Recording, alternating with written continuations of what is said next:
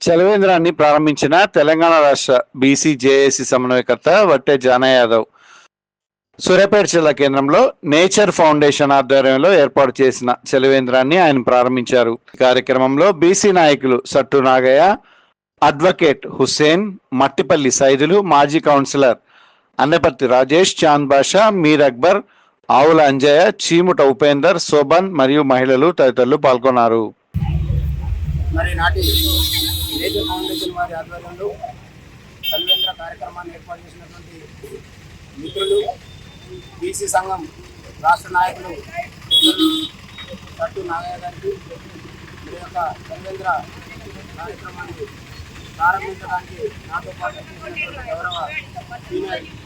న్యాయవాదులు, భోజనవాది పెద్దల అన్న కల్లమల గారికి, కమ్యూనిస్ట్ పార్టీ నాయకులు మట్టిపల్లి సైదులు గారికి, కౌన్సిలర్ రాజీవ్ గారికి, మరి మీర్ అక్బర్ గారికి, ఆవుల అంజయ్య గారికి, అదేవిధంగా కార్యక్రమం పాల్గొన్నటువంటి సోదరమణులందరికీ కూడా పేరు పైన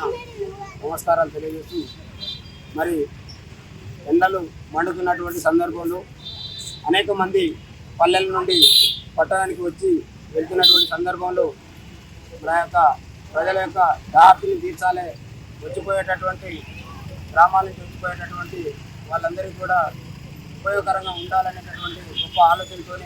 మరి యొక్క చలివేంద్ర కార్యక్రమాన్ని ఏర్పాటు చేయడం నిజంగా అభినందించదగ్గ విషయం. ఈ రాష్ట్రంలో అనేక మంది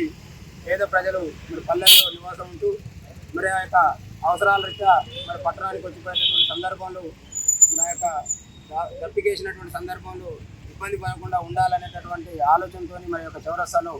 మరి ఇలాంటి కార్యక్రమాలను ఏర్పాటు చేయడం అభినందనీయం. వారిని చూసి మరి పట్టణంలో అన్ని ప్రాంతాల్లో కూడా ఇలాంటి కార్యక్రమాలు ఏర్పాటు చేయాలని మరి యువతకు పిలుపునిస్తూ మరి మెజార్టీగా ఉండబడినటువంటి సమాజం మరి యొక్క సహాయ సహకారాలు అందించేదాంట్లో కూడా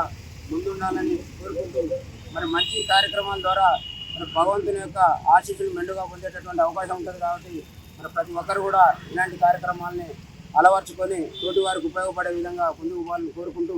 మరి యొక్క కార్యక్రమాన్ని ప్రారంభించేటటువంటి అవకాశాన్ని నాకు కల్పించినందుకు మరి నాగయ్య గారికి, అదేవిధంగా కార్యక్రమం పాల్గొన్న వాళ్ళందరికీ కూడా ప్రత్యేకంగా అభినందనలు తెలియజేస్తూ ధన్యవాదాలు తెలియజేస్తాను.